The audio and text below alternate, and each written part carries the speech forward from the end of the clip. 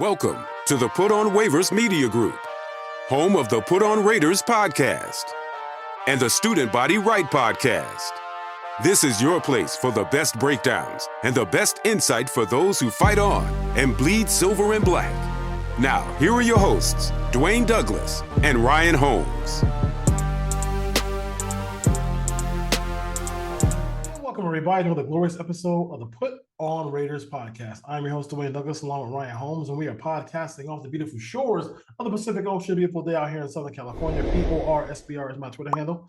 Ryan's is RHOM22. If I do sneeze during this time period, please excuse me. I'm because I have been my allergies are killing me this morning, so I'll try to edit them out as much as I can if I do sneeze. The Raiders did something that they don't do very often. They went to Kansas City and they won a football game at Arrowhead Stadium. I think the one thing I like about the win, the one thing that I'm really excited about with the win is the fact that I have all these podcasts, I have all these people who covered football for like 20, 30 years telling the world that, we should just give, Antonio Pierce the job. He's earning it. So that's the best part about it. And you can't just give somebody a job. You have to follow the rules. You don't want to lose compensation, all those kind of things. So everybody who's saying that, can y'all just do a little research on that one? But Ryan, what was besides just just Christmas morning and waking up and seeing that, what was like the biggest part of the game that you were really, you were really proud of for the Raider team? Because they did a great job just mixing everything up against Patrick Mahomes. Yeah, to me, it's how physical they were on both sides of the ball, how they ran the football when they needed to, and then defensively, how they didn't let up. They attacked Patrick Mahomes from the first snap of the game through the last snap of the game. And you saw the defensive line get after it.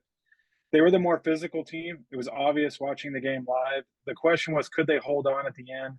We've seen a lot of games like that in the last 30 years where the Raiders come out, they have a lead at halftime, and they kind of welter in the second half. But the offense never got it going, but the defense never let Patrick Mahomes have a chance other than the one drive they had down the field there. I believe it was the early fourth quarter where they got the touchdown, the 2-point conversion. There were some questionable calls on that. We'll say I haven't watched the all-22. That's coming up probably tomorrow. I will count probably 8 to 10 holds on the Kansas City offensive line that were not called. It was amazing what their offensive line was getting away with, even when they were getting physically whooped up front by the Raiders. Yeah. But I think it was just the way they finished that game. They got the stop. They got the ball back. And then Zamir White finishes it. And I just saw a few minutes ago that he hit almost 21 miles per hour on that touchdown, or on the 43-yard run, which was the fastest run for a running back in the NFL across the league. So we knew we had power. We got to see a little bit of the speed. But to the people, and there was an article today saying the Raiders should just screw it. Who cares what the NFL thinks? It's the Raider way. We don't need to abide by the rules. Just name champ and AP. You can't do that. Why piss off the league? Why try to impose fines? Why lose draft picks when you could literally just wait 2 weeks, go through a process, and if that's what you're going to do, go ahead and do it. But you need to follow the rules. Let's not try to go back to the 1970s and be like, it's the Raider way. Screw what the league wants. We're trying to avoid that. We do not want that to happen again. And Ryan, I'm just wondering, who are the Raiders competing with for Champ Kelly's services? Who are the Raiders competing with for AP services? Nobody. So what is the point of doing that? And they both want to stay. So just do your due diligence. Go through the whole process of the the hiring practices that the NFL has for the Rooney Rule and all those things like that, and get candidates who are outside the building. And then 2 weeks later, just hire those two guys. Why are we such in a rush to do it? Just relax, guys. Relax. Yeah, I could be wrong. I think there's 2 GM opening jobs across the league. I want to say Carolina and the Chargers. I almost said San Diego. I'm not sure Carolina's is open yet. I know the head coaching job is open. I would assume the GM job comes open in Carolina, but there's going to be 4 or 5 GM openings across the league. I don't think you're fighting with those teams to keep Champ Kelly. He may get an interview with a couple of those teams just because it helps fulfill the Rooney Rule. I don't think the teams are going to go out of the way to hire him. I think if the Raiders interview him, go through a process, and offer them a job, I don't think he's going anywhere. I don't think they're going to lose him if they wait 2 weeks. They have to wait 2 weeks by rule.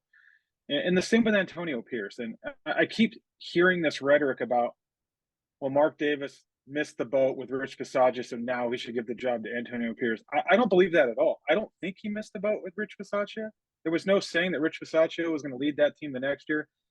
The team did not beat Kansas City under Rich Bisaccia. They did not perform defensively or physically the way they're performing under Antonio Pierce. That team had a veteran quarterback and an offense that was still being run by by Greg Olson. These are two totally different instances. And because Rich Bisaccia didn't get the job doesn't mean AP should get the job. I think they're two totally different situations. I don't think one's relevant to the other. Rich Bisaccia has been sitting in Green Bay as a special teams coach for 2 years. The teams aren't knocking over the walls to interview Rich Bisaccia because he took the Raiders to the playoffs. Antonio Pierce will get head coaching jobs from other teams. I believe he will based on what he's shown. But he's not leaving the Raiders if Mark Davis wants to give him the job. So I don't think there's a rush on either one of those guys. Follow the rules, interview the people outside, do a search, and if you come back and want to hire them, that's great. But on no means can Mark Davis snap his fingers right now and say those two guys are the full-time guys. It's against the league policy. And let's just say this: some of the young coaches in this league who are good, bright NFL coaches, this process was put in place so they would get a chance to interview. If you just allow the old school just to say, hey, let's just hire whoever, then you won't find the Mike Tomlins. You don't find the D'Amico Ryans. You don't find other people like that. You have to go through that process and just like and let all those people know what it's like to interview for a job. Speaking of guys who might be interviewing for a job, like there's a coordinator for the Raiders who might, who I'm not sure if he's going to be leaving or be offered a job. Obviously, we don't know that part, but I think it's safe to say that Patrick Graham, with what he's working with what he's doing with the Raider defense, finally beating a really good quarterback too. So you can't have that excuse that they were beating up on bad quarterbacks. You got to give PG a whole lot of credit here. He's doing an outstanding job for the Raiders. Yeah, and that's another thing with the Antonio Pierce, if he stays. And I tweeted this weeks ago, and people thought I was crazy. Just because Antonio Pierce stays doesn't mean Patrick Graham stay. Patrick Graham will get a head coaching interviews across the league. Now, the question is, will he get one of those jobs? We don't know. This is a very deep coaching crop for defensive minds. So it's not like he's the only one out there. Most teams are going to want to lean towards the offensive side of the ball. There's not a lot of candidates there. So teams will have to hire defensive coaches. He may be one of them. The Raiders will benefit. They will receive 2 third-round picks if that happens. But even if he doesn't get a head coaching job, it's still not 100% that Antonio Pierce is going to keep him around. He probably will, but it's not set in stone. What if he decides he wants to hire someone else? So it's not as easy as keeping Pierce means you're keeping the coaching staff. That's not how this works. Yeah, I mean, I think that he's under contract, so that's that's another thing too as well. So that makes sense. But like again, like I was talking to somebody yesterday about it, and I was just like, you can't fault a dude who is if you're already a coordinator in the league, the next step up is head coach, and he's a very smart guy, went to Yale, all the stuff like that, and the defense is playing really good football.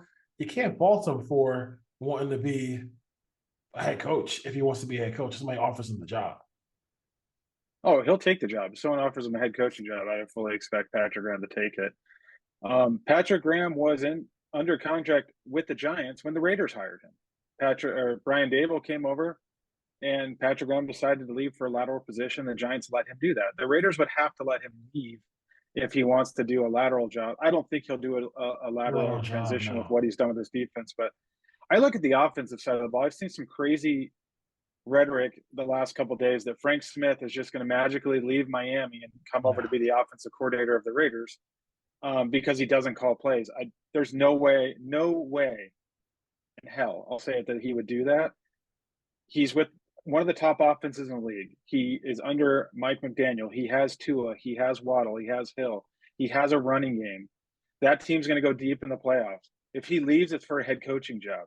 He's not leaving to be an offense coordinator of a team that last time I checked doesn't have a quarterback of the future, might not have Devontae Adams, might not have Josh Jacobs. Like, he would be walking into a situation could be a barren cupboard with a bunch of young players playing next year. We have no idea what direction this roster is going to go. And the better Zamir White plays, the more questions come up about paying Josh Jacobs long term. Yeah, I mean, I sent you a text like when we got the news about Josh Jacobs. I was like, oh, I just said Zamir White for 145. I didn't really think he was actually going to go out there and do it. Like, you know what I mean? So like he actually did it, and I mean, so he did a great job there. Like I think the rose cut. Like I know we beat the Chiefs, but the rose petals gotta like let's just relax. It doesn't mean Patrick Graham isn't going to go anywhere ever, and it doesn't mean that they're going to find the quarterback of the future, because that might be difficult for them to do right now, and it might be difficult for them to do a lot of different things with his roster. I mean, what happens with Malcolm Kuntz? What happens with free agency on your own team and other teams? So we'll see. But this whole thing that everybody's going to stay, everything's going to be perfect. Yeah, I would say just to be careful with that thinking. Yeah, we'll look at that in 2 weeks once we figure out if they're in the playoffs or not. But even if AP and Graham both stay in Champ Kelly, there's still going to be a roster turnover. There's still going to be 10 or 15 guys on this team right now that won't be on this team next year. There'll be a new quarterback. We don't know what the situation, like I said, with Jacobs and Adams is. We don't know if there's players on this team that they just don't want to keep. We're not inside the building. We don't see these guys day to day. For all we know, Patrick Graham and AP don't like each other. Like we don't, you know what I mean? Like we have no idea about that situation. So we'll see what happens there. Offensively, obviously Zamir White. It was just basically Zamir White. This whole offense. This moment is not his. And Aiden O'Connell. So I know all the Aiden O'Connell apologists. Like it is what it is. Like the one negative about the game was that if they got competent quarterback play. I mean, this game probably would have been a walkthrough in the second half, but they didn't. He just didn't complete the passes after the first quarter. Really struggled. Even though when plays were there, like plays were there for him. The one thing I will say is I don't understand how the league just like, is there something with the 38 why he gets to hold every single receiver in the league, and then I got to hear everybody call him a Pro Bowler, and how good he is. Like, I mean, Snead he's just a guy who's all over every receiver, but then, and never gets called for pass interference, and everybody says how great he is. I mean, that's crazy. But, I think what made this win even better, Ryan, was the fact that they did it with, they did it with, kind of only throwing for 62 yards. Yeah, they did it with no Josh Jacobs, no Colton Miller, no Aiden. I'm sorry. Where'd you go? I'm good. Go ahead. I'm good. Oh, you're good. Yeah, so they basically did this with no Jacobs, no Miller, no Mayer as a blocking tight end. They had a guy up off the practice squad and bothering him. They had a reshuffled offensive line. Andre James didn't look close to 100%, and just to be able to pound the rock and wear down the Chiefs, and that's what led him to this victory. It wasn't really the coach. The offensive coordinator. They weren't really. It was basically run, try to complete a pass on third down. I thought the offensive line, I know Twitter's a bad place to go. Twitter, X, what do you want to call it? Everyone thinks their offensive line is horrendous and trash and needs to be rebuilt. Yeah, they need a couple more pieces. The offensive line is fine. Just look at the sack numbers across the league, and it takes a while to find the Raiders. And then look at the teams at the bottom of the league. There's teams that have given up 60, 65, 70, 75 sacks. The Raiders are in the high 30s. Yeah. They're somewhere in 10 to 15. So it's not a terrible offensive line. But I thought Aiden O'Connell had time. I just thought he was off target. And this was my one concern when we did the game predictions. He hasn't done anything to inspire any confidence in a single road game this year. That has to change next week, starting in Indianapolis. Yeah, he's been really bad. I mean, the Raiders are 2-5 on the road this year, and part of it is because he's been awful. I can't even believe how bad he's been. He's been really bad. He's just, everything is behind. Everything is, low, high. Like, he's just done a poor job, but I give them at least some credit. Do you think that, if you are Bo Hardigree, and they do say, and he gets to part of the process where he wants to interview to keep his job, do you think that's a thing where he can say, hey, listen, like, it's very difficult to work in that situation, because I'm working with Aiden O'Connell, who's not an accomplished passer in this league at all. No, I don't get Bo Hardegree a pass at all, because what you're going to ask him to do next year is do the same thing with another rookie quarterback. And you can't have that excuse when you're doing it with Aiden O'Connell, who had training camp, had the offseason. He's been starting for half the season. Yeah. And to go on the road and not complete a pass, Bo Hardegree doesn't get a pass there. They still have very good skill position players on this team, and Bo Hardegree can't scheme them up and can't get them opportunities on the road. He seems to do fine at home. And I don't know if that's a comfort level with Aiden O'Connell. Is that more they just want to be more aggressive at home because it's easier to communicate? There's something going on when they go on the road between Bo Hardegree and Aiden O'Connell that are leading this offense to just throw up clunker after clunker. And we can throw the Vikings games in that. But this team still went on the road and won in Kansas City. I don't care how they did it. They did it. Yeah, they were more physical. They ran the football. And the defense scored 2 touchdowns, and that was the difference in this game. And hats off to Patrick Graham. I want to say Rob Leonard, that defensive line coach that came up from the Ravens, has worked wonders. We talk about everyone holding back Malcolm Kuntz. It's fair to say that player development isn't linear. Everyone develops at a different time frame, and no one's giving Rob Leonard any love for Malcolm Kuntz's transformation over these last 7 or 8 weeks when we probably should. This isn't an indication on the prior coaching staff or the coaching staff before that. Maybe Malcolm Kuntz just wasn't good enough yet. Yeah. And now he's turned a corner with different coaching and different leadership on the defensive side of the ball. Let's give some credit and some flowers to the defensive line coach, and then the secondary coach as well. Simmons has done a great job with those young guys on the back end. This isn't just Josh McDaniels sucks, so those guys suck. We have to, development takes time. Yeah. And we're learning that with Tyree Wilson. Yeah, no question about it. Tyree Wilson has become more of a factor.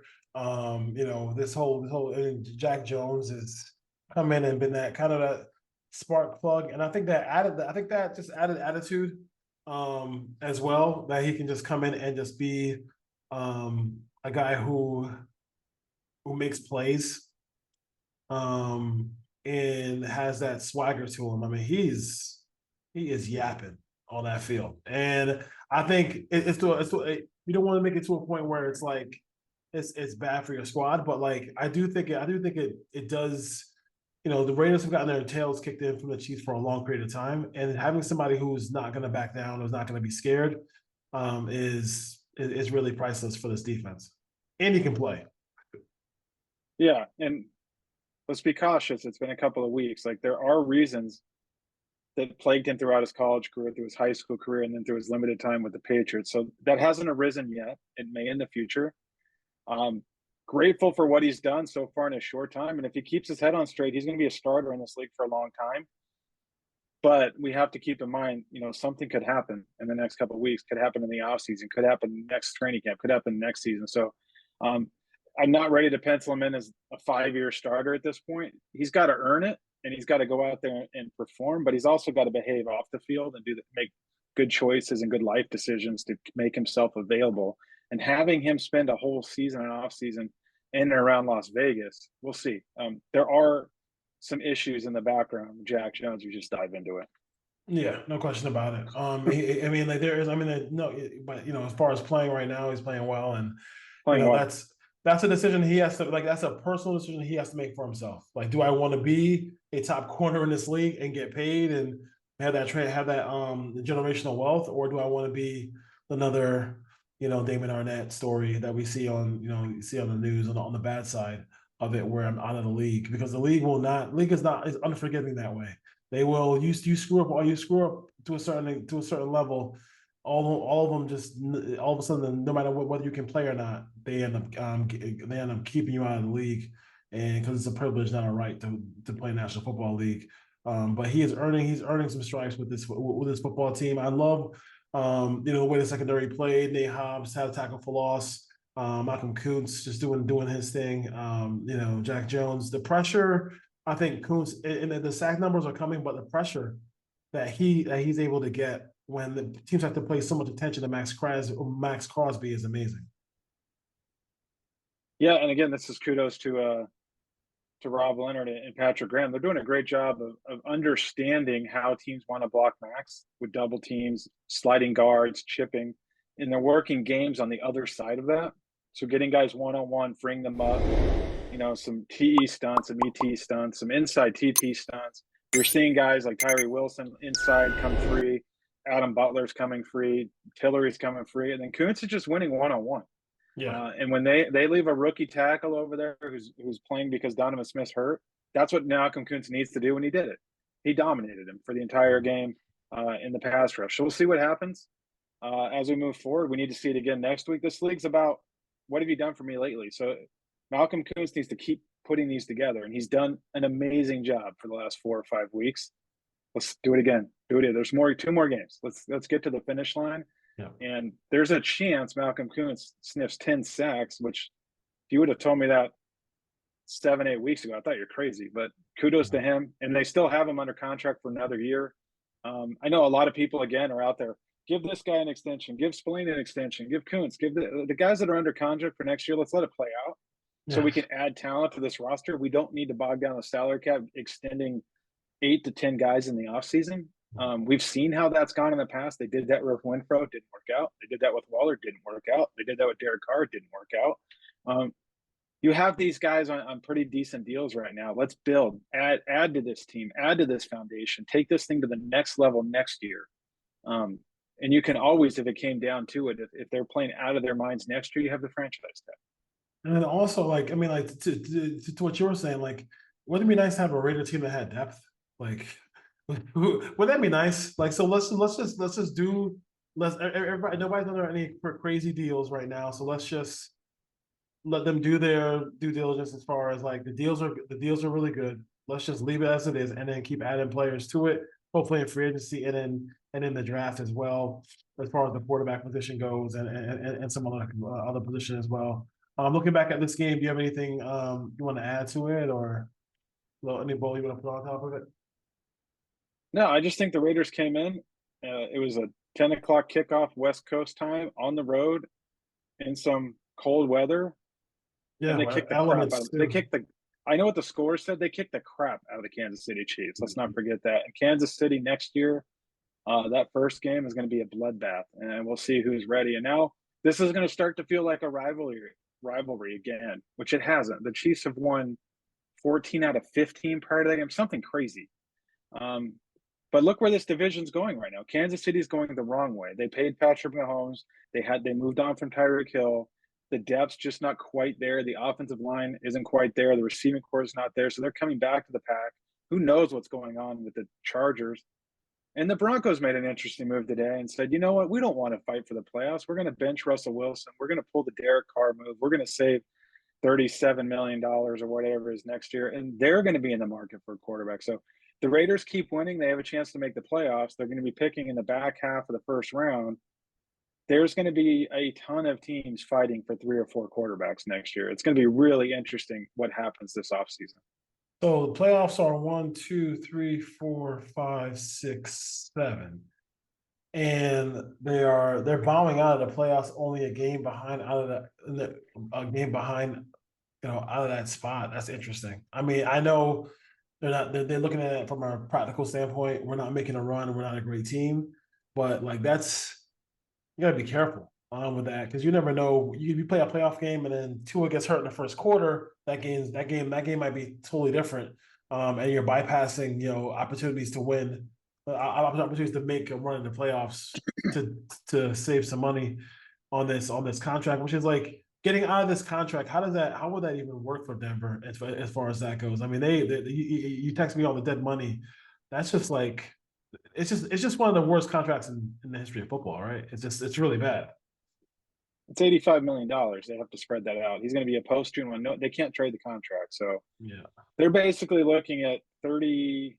I don't have the numbers in front of me. I sent it to you. I think it's 37 or 39 million next year and 45 million in dead money in 2025. To not have him on the roster, that's the only reason they're benching him right now. He will not be a Denver Bronco next year. They ended up trading 2 first-round picks, multiple, I want to say a second, a third, couple of players, Noah Fant, Drew Lock, to pay $124 million to Russell Wilson for 2 years. And obviously Sean Payton decided, I'm done with Russell Wilson. That's basically what this came down to. So in 24, 24 is 35 million dead money, 49 dead money in 25. Comes out to $85 million either way. You can take it this year all in one hit, which they're not going to do, or you spread it out over two. So who knows that the Raiders have to win this week against Indianapolis. It's setting up real nicely if they do to go home, beat Denver without Russell Wilson, and let the chips fall where they may. There's a really good chance this team gets in if they win the last two games. The only caveat I would say is I believe they need the Ravens to beat the Steelers the last week of the season. And if the Ravens beat the Dolphins this week, they lock up the #1 seed and they may sit a bunch of guys that final week. Raider fans should be big Dolphins fans this week. They need the Ravens to play their guys in week 18 against the Steelers. About it. And it's just a thing that NFL does to have the Raiders go at the Colts late in the year to make the win a bunch of games at the end and do the playoffs. So we'll preview that game later. But I do. I mean, listen. I think now at this point, once you raise the bar to this level and you beat Mahomes on the road, nobody's going to expect you to lose this game this week. I mean, everybody's going to think that the Raiders are going to win. Find a way. If it's ugly, it's ugly, but like they're gonna find a way to win this game this week. Yeah, the Raiders have been pretty good at handling adversity, I'd say, over the last couple of years. When things aren't going their way, when they're stacked up against it, they fought. They went to Kansas City. No one gave them a chance. I want to know, how is this team going to handle prosperity? They're staring at it right now. They just went on the road and they knocked out the Super Bowl champions. They kept their season alive. They know they need to win out. How is this team going to respond to good things happening to them? The last 2 weeks are about as good as you can ask for as a Raiders fan. Let's see what happens. Now the pressure's on them. They're expected to go on the road and beat the Colts. This is a game they need to win. They should win. We'll see what kind of effort they give. To me, right now, I'm not going to question the effort. Every game they played under Antonio Pierce, that they played hard and balled hard. I would say right now I'm probably 97% Antonio Pierce is going to get this job. And then I'd say it's probably 90% Champ Kelly, 95%. Like, I think both of them realistically are going to be back next year. I'm just not ready to say 100%. I don't think how they play the last 2 weeks has any bearing on that. I think their resume's on the grass, as Antonio Pierce said. They went to Kansas City and they beat them. They put a whooping on the Chargers. So I think if Mark Davis wants to keep him, he's going to keep him. I don't think there's anything they can do these last 2 weeks that's going to hurt their cause. Obviously, if they went out and make the playoffs, that gets up to 100% from 97%. But I'm excited to see what happens in the offseason. When we get there, hopefully there's an extra game in January. It's looking like better than average chance there will be. Tiebreaker. They take care of business. Tiebreaker against the Bengals. They win that tiebreaker. I have it. Let me see. Right, I have it right here on my phone. What needs to happen? Yeah, I think. Do we need the chart? Do we need them to lose? The Bengals are 0-5 in their division. It's not going to come down to a one versus another team. It's going to be a multiple tiebreaker. They're going to need. Okay. And they're 3-7 in the conference, so that's where they get dropped. The Bengals dropped because they're three. If you tie with conference record. If you tie with the Bengals are going to be your conference record because you didn't play them. You didn't play them as the next tiebreaker, and they're 3-7. The Raiders are 5-5. So here's what needs to happen for the Raiders to make it. Tell me what you think won't happen. Okay. They have to win out. So let's assume they win the 2 games. They need Kansas City. Kansas City needs to beat Cincinnati. Okay. You got Jake Browning. Jamar Chase is hurt. They need the Jaguars to beat the Panthers in week 17. I don't know why that's relevant, but they need the Jaguars to beat the Panthers. That should happen. That's so weird. They need the Colts to beat the Texans in week 18. That's the big one. And they need the Ravens to beat the Steelers. If the Raiders win out, Kansas City beats the Bengals, the Jaguars beat the Panthers, the Ravens beat the Steelers, the Colts beat the Texans, they're in. Oh, so the Texans. That's the easiest path. The Texans need to lose another game. There's one more game for Texans to lose, and with the backup quarterback situation. So the games Raider fans should be looking for besides their own are the Texans and then the Dolphins and then the Dolphins game, right, with the Ravens. We need the Ravens, the last game against the Steelers, not to be a gimme for nothing. That game needs to be for something. That makes sense. I have written down week 17, but I'm pretty sure that Steelers game is week 18 because they play the Ravens this week. All right. Cool. All right, Raider Nation. It's been that was fun on Christmas. So it really got into the game.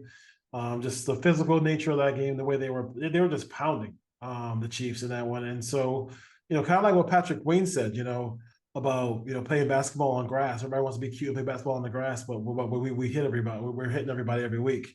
I think the Raiders did that on their own. So we'll see what happens. I know everybody's all give Antonio. We'll all find out real soon. We'll all find out real soon.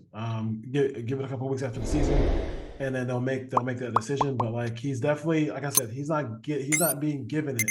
He's earning it, and that's a big difference too. A lot of these coaches have been given opportunities instead of being earned it. Now you have a guy who's pretty much is in a situation where he's earning that position. And it's good to see. No, definitely. This is going to come down to Mark Davis making the right choice when he needs to make it in late January. He doesn't need to make the decision December 27th. He needs to make the decision mid to late January, and he'll have everything in front of him. And hopefully if Antonio Pierce keeps going the way he's going, he should give the job to Antonio Pierce. But that doesn't mean he's going to do it. Yes. I sent you that we'll talk about it real quick. I sent you that was from Albert Breer, I believe, that said that he believes that Mark Davis is going to make a big swing at either Jim Harbaugh or Bill Belichick. Miss me with Belichick. I don't want Belichick anywhere near this organization. Without Tom Brady, he's not even Wayne Fonts. We can look at the win percentage. He hasn't really done anything his entire coaching career when he hasn't had Tom Brady, and he's had 9 seasons. Could you imagine? He's getting older. He's in his 60s.